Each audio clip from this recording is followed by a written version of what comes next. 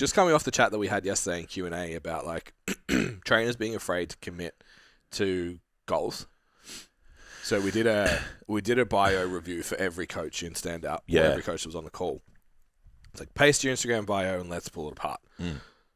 So many people you could tell were just like, oh, I don't want to say that.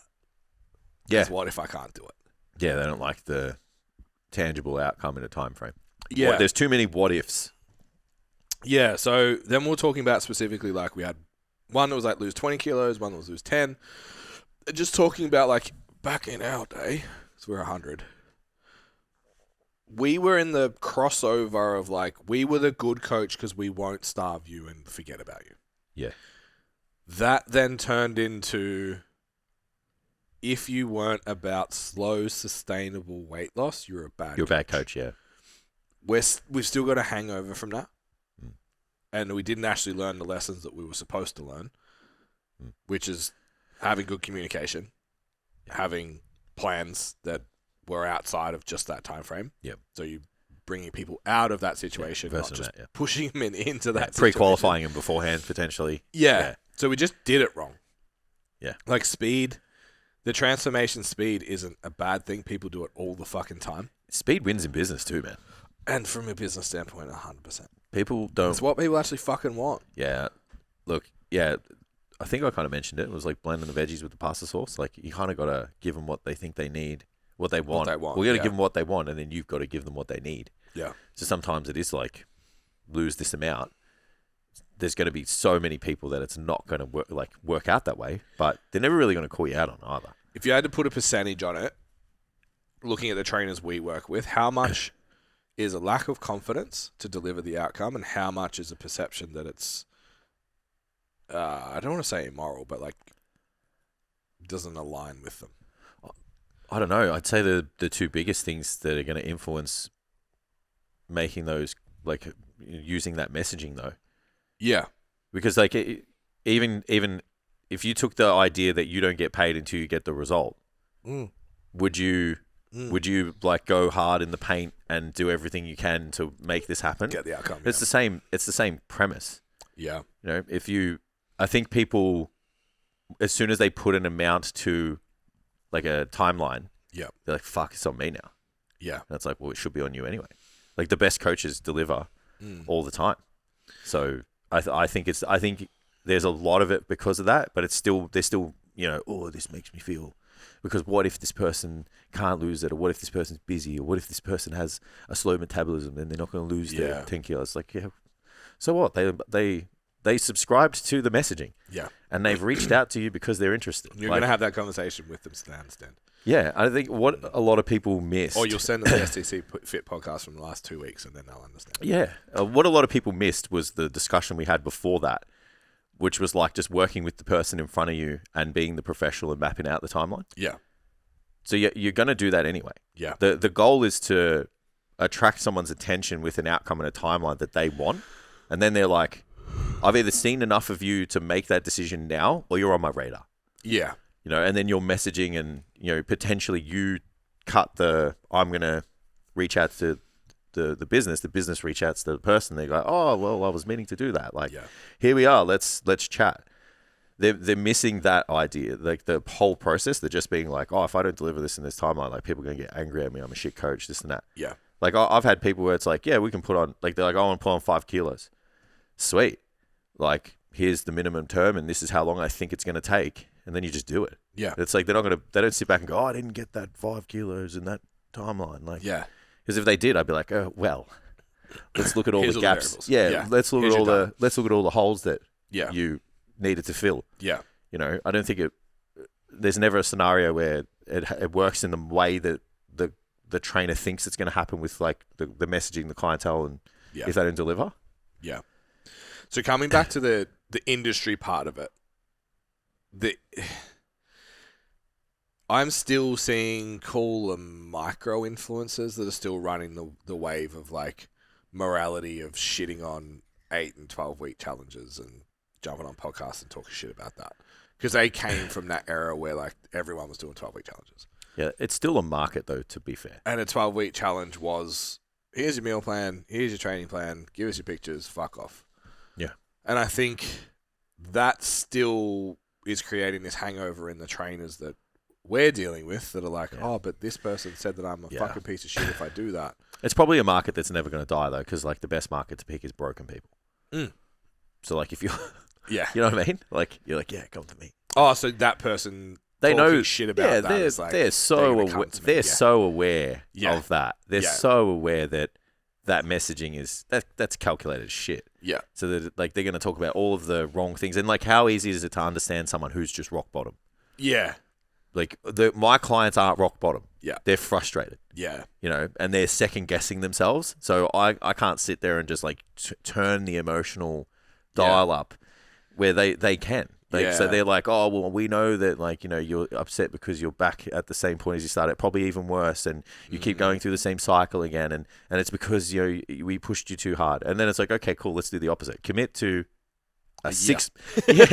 So instead of committing to 8 months, commit to a 6-month minimum term, or for example. Yeah. Yeah, so that's, in my opinion, very strategic messaging. Yeah. But obviously the trail on the ripple effect that it goes out to the other coaches in the community, their peers, is exactly what you said. It's like, you're shit, you're this, you're that. I was talking to a guy, one of my clients yesterday, about said transformational business, can't name the name. Yeah. Ridiculously successful. Yeah. Like you're talking like client books of like 50 to 100 people. Yeah. Right? And they push everyone to the absolute limit. Yeah. And their before and afters are extraordinary. Of course.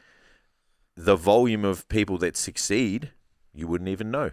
Yeah. The volume of people that get to the other side and continue on with their physique, you will never know. Yeah. They still have a ridiculous following and obviously a desire in the market because they're not short of business. Yeah. So no one's sitting there going, oh, these guys are shit coaches. Well, they are. They're filling. Well, they're not. Are they though? Because they're filling a void in a market that people want. Like the the prospects are not.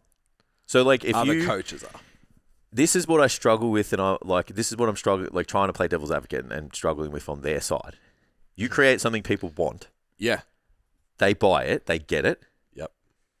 Just because they needed more support on the other side of that. Does that make you a shit coach? I agree. Like I that's agree all. 100%. Yeah. Like I don't coach that way. Yeah. Right. Like our service is depends. You're in it for the long haul, and I build a physique. I'm not going to kill you. If you're a client first coach, and that is your position, which we consider ourselves to be, yes, that is a shit coach. It's great marketing.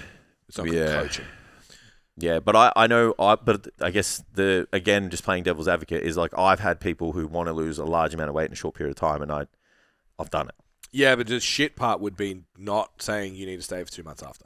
Yeah, I guess, and also like I'm explaining like this is gonna, you know, these consequences of all of that. So yeah, okay, because you're coaching them. You're not just like, here's your meal plan. So yeah, sink or swim.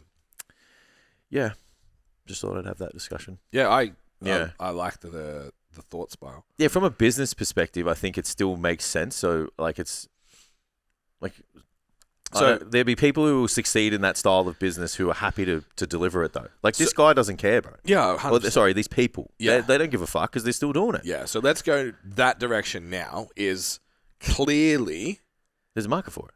The market wants that. Absolutely, it is the most successful way to market your business.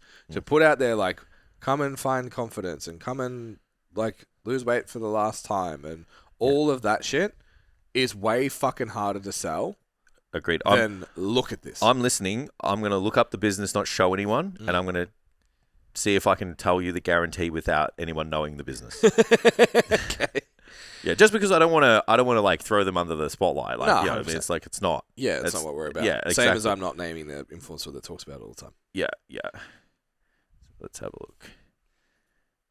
Yeah, it's you know what? It's wild, man. They must just be really good at ads.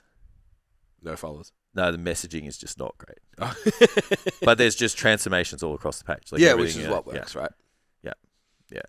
Well, the messaging's not too bad. Okay. Because they message. I thought you were going to show me. No, well, they message speed. Yeah. They message speed as being their thing. So what does everybody want? Yeah, the results in the quickest time plan. It's actually fucking genius. So if you're a personal trainer you have a client first mentality. You want to be a good coach. You want to get results that are sustainable. Our sort of thing is like you should be able to go on and continue with your progress / results after working with us. Absolutely. Amazing. How do you then bring the two together? I think is the gap that we need to fill. So trainers aren't putting out wishy-washy messaging that's frail and fearful because they don't have, because like this person's real bad for like putting out content about like, well, you don't have to sell yourself. You don't have to whatever. Like where I see the group of people I see this messaging come from. It's like, you don't have to do this. You don't have to do that. And like, bro, you're a fucking 9.5.